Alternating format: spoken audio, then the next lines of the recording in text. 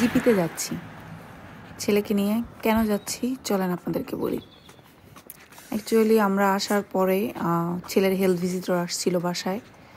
So সে এসে check করে গেছে এবং একটা রেড বুক দিয়ে গেছে, যেটা অনুযায়ী ওর পরবর্তীতে যে কোনো হেলথ ইস্যু বা হেলথ কন্ডিশন বা গ্রোথ এটা এই বুকে রেকর্ড করা হয়।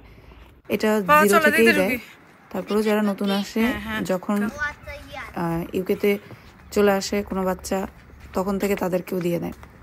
সো ওর যেহেতু প্রি স্কুল শুরু হবে 28 তারিখ, এপ্রিলের 28 তারিখ থেকে ওর ক্লাস শুরু হবে। সো প্রি স্কুল ইমিউনাইজেশন আছে এখানে, এটা সব বাচ্চার এর আন্ডারেই থাকে। সো ওইটার জন্য যাচ্ছিলাম। অ্যাকচুয়ালি আমি ডিটেলসে জানতাম না, সো এটা জানার জন্য যাচ্ছিলাম।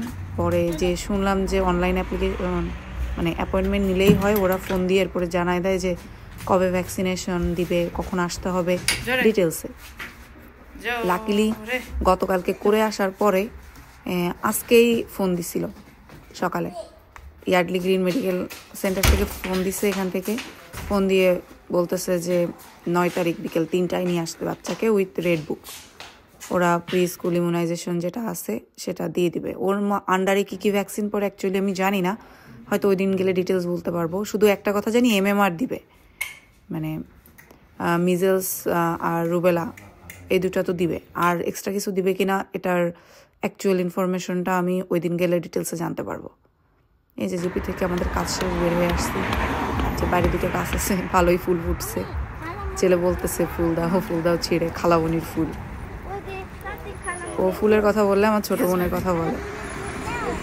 এখানে স্মুথলি হয়ে গেছে কাজ। ইউজুয়ালি ম্যাক্সিমাম জিনিসই অনলাইন করা যায়, ওরাই রিচ আউট করে।